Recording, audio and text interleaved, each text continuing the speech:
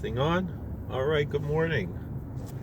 My name's Rabbi Joseph Kolakowski. I have the title as the Rabbi of Koblenz because one of my ancestors um, was the rabbi there, and there's no Jewish community there today, so I'm able to claim that title, much as it is in other religious communities. But it's neither here nor there. Um,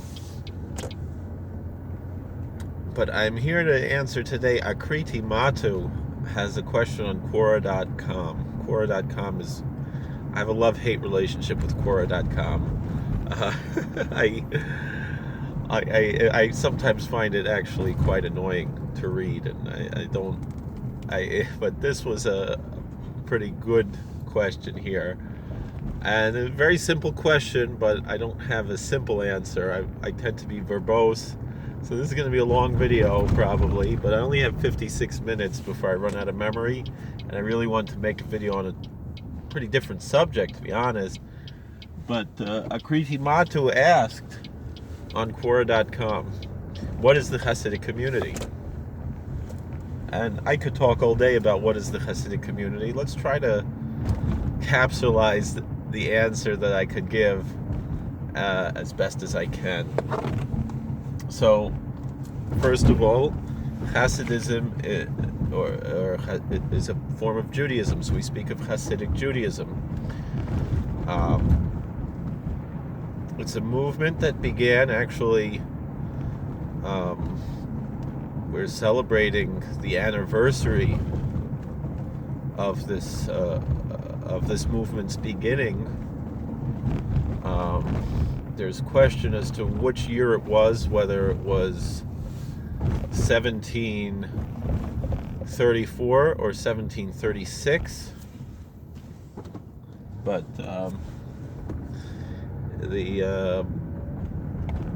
but we know that the date was the birthday of Rabbi Israel ben Eliezer, the Baal Shem Tov,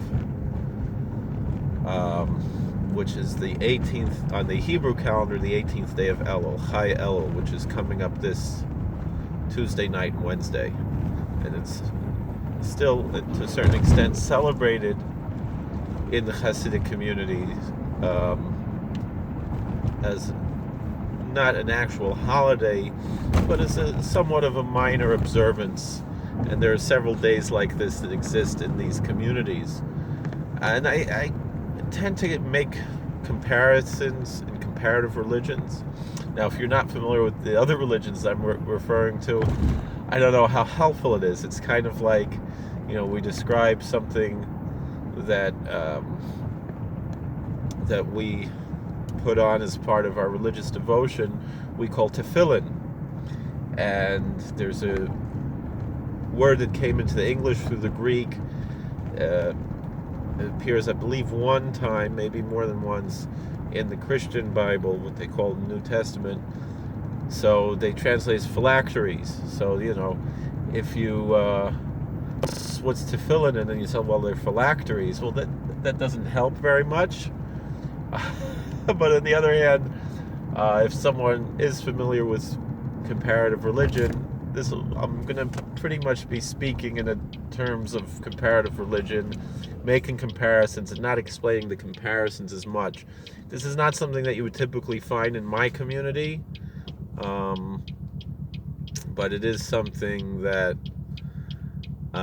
because of my own personal occupation and other aspects of my life, fits quite well. So,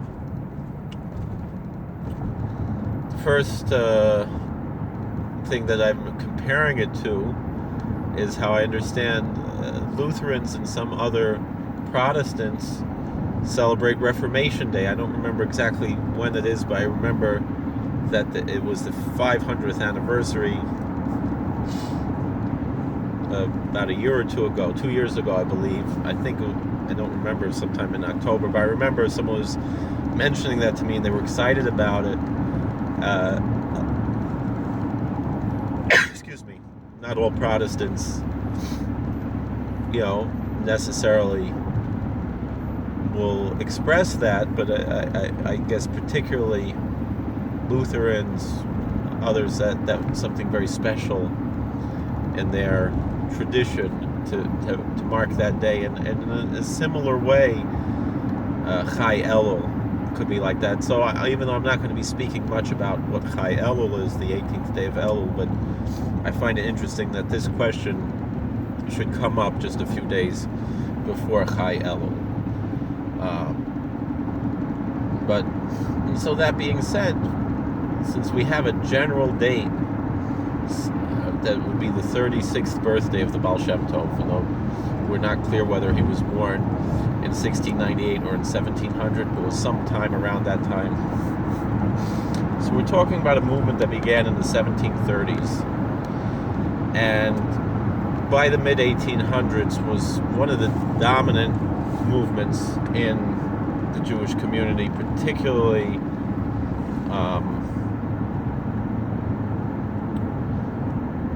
in Eastern Europe.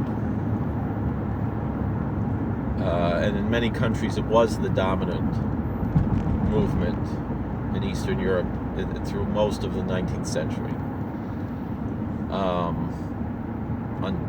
Really until the secular movements kind of, even though they didn't really take hold that strongly in the Hasidic communities, eventually they did, but really almost until World War II, until the Holocaust, this movement was a dominant movement in the Jewish community. And today it is still a very strong movement within the Orthodox Jewish communities, and also has a strong influence in other Jewish communities outside of the Orthodox world.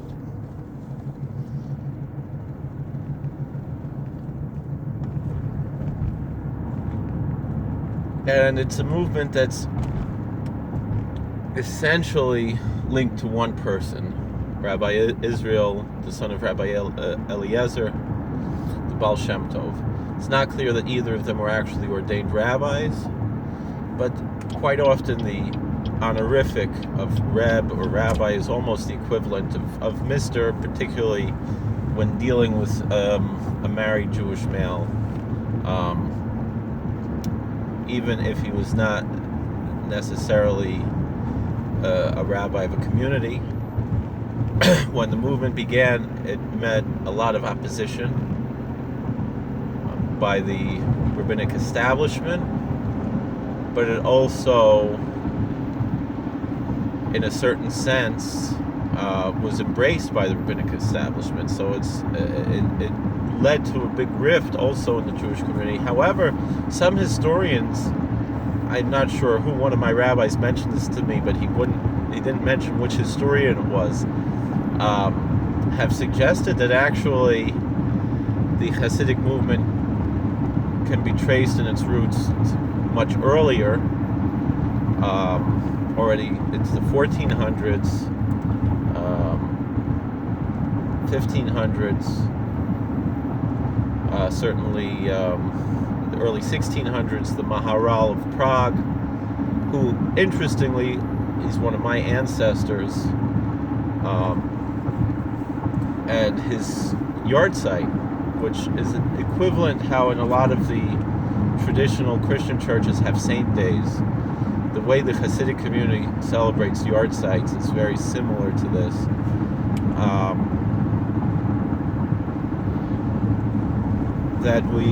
His yard site, the day of his passing, the anniversary of his death, is also Chai Elul, also the 18th day of Elul. So the connection between these two is very strong, and